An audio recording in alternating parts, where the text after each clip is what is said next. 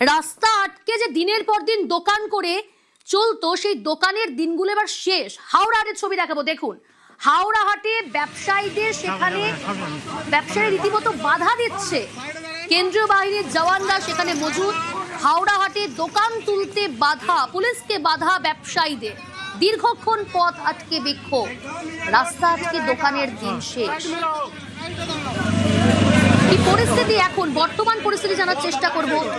এরকম পরিস্থিতি তৈরি হলো কারণ কি, ডিটেল জানাবে দেবাশিস রয়েছে আমার সঙ্গে। দেবাশিস, দেখো, দীর্ঘদিন ধরে এই মংলাহাট অর্থাৎ মংলাহাট নাম থাকলেও সেটি কিন্তু সময়ের সাথে সাথে বেড়ে গেছে। রোববার থেকে শুরু হয় সেই হাট, সোমবার এবং মঙ্গলবার সবচেয়ে গুরুত্বপূর্ণ হাট। গতকাল রাত্রিবেলা থেকেই কিন্তু ব্যবসায়ীদের বারবার করে গত সপ্তাহে তাদেরকে বারণ করা হয় এবং গতকাল রাত্রি থেকে কার্যত ব্যবসায়ীদের বলা হয় যে তারা যেন কোনো রকম ভাবে রাস্তায় ব্যবসা না করেন। তাদের নির্দিষ্ট কোনো দোকান থাকলে তারা দোকানে বসবেন এবং হাওড়া হাটের জন্য যে নির্দিষ্ট জায়গা আছে সেখানে গিয়ে ব্যবসা করতে হবে। কিন্তু কার্যত হাওড়া হাসপাতাল, হাওড়া কোর্ট সহ বিভিন্ন অঞ্চলে রাস্তা জুড়ে এই ব্যবসা দিনের পর দিন চলত। নেতাদের পয়সা দিয়ে কিন্তু এই ছাড়পত্র পাওয়া যেত। এই যখন বাধা দেওয়া হয়, সকাল থেকে ব্যবসায়ীরা ব্যাপকভাবে বিক্ষোভ দেখাতে শুরু করে, রাস্তায় নেবে। কার্যত লাঠি উঠিয়ে সেই বিক্ষোভ হটাতে হয় কেন্দ্রীয় বাহিনীকে।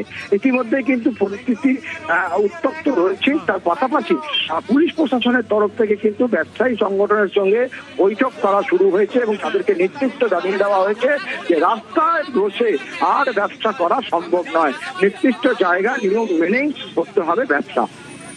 বেশ।